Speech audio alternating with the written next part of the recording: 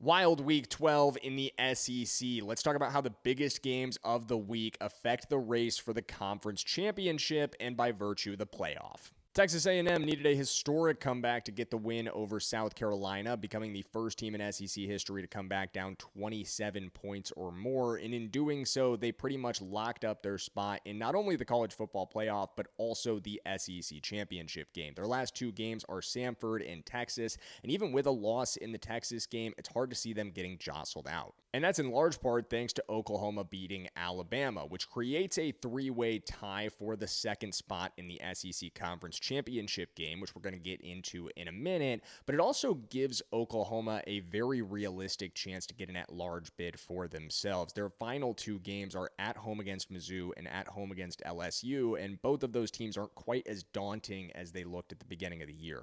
Also involved in the three-way tiebreaker with Alabama and Georgia is Ole Miss. Staved off Florida for a win today, and now they head into their bye week with only Mississippi State left on the schedule. Great path for the Rebels.